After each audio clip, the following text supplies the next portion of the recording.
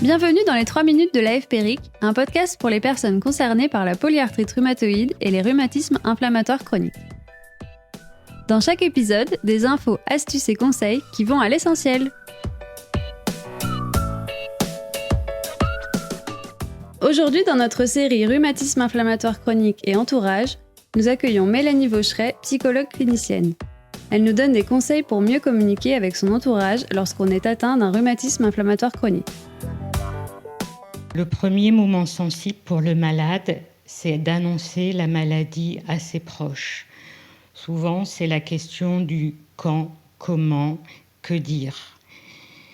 Les conseils peuvent être assez simples. Tout d'abord, de sentir le moment où il se sent capable de le faire, capable de faire face aux questions qui lui seront renvoyées. Il va devoir aussi adapter, choisir ses mots en fonction de la personne à laquelle il s'adresse. Il n'y a pas de mot idéal pour parler de la maladie. Le malade doit pouvoir se faire confiance et utiliser ses propres mots pour parler de la maladie, ceux qu'il utiliserait pour parler aussi d'autres choses. L'entourage n'a pas besoin d'un jargon médical et sera beaucoup plus sensible au retentissement émotionnel de la maladie sur le quotidien du malade. C'est comme ça qu'il sentira quel rôle ou quelle place il peut prendre pour soutenir le malade et l'accompagner dans la maladie. Le malade doit pouvoir éviter le piège de la plainte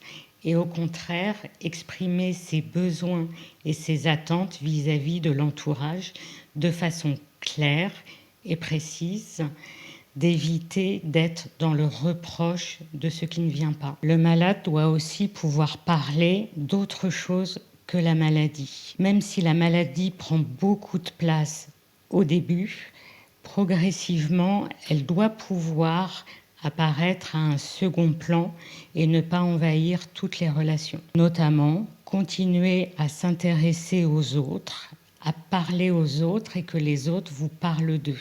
Si la maladie prend trop de place, qu'elle est dans toutes les communications avec l'entourage, ça veut peut-être dire qu'il est temps de consulter un spécialiste, un psychologue, un psychiatre. L'entourage est là pour le soutien, mais ne peut pas avoir ce rôle car il est trop impliqué dans les enjeux relationnels et émotionnels. Merci Mélanie Vaucheret pour ces conseils. Nous remercions également le laboratoire Lilly qui a apporté son soutien institutionnel à la réalisation de cet épisode. Ça vous a plu ? N'hésitez pas à vous abonner, liker et partager notre émission. Pour plus d'infos, rendez-vous sur www.polyarthrite.org.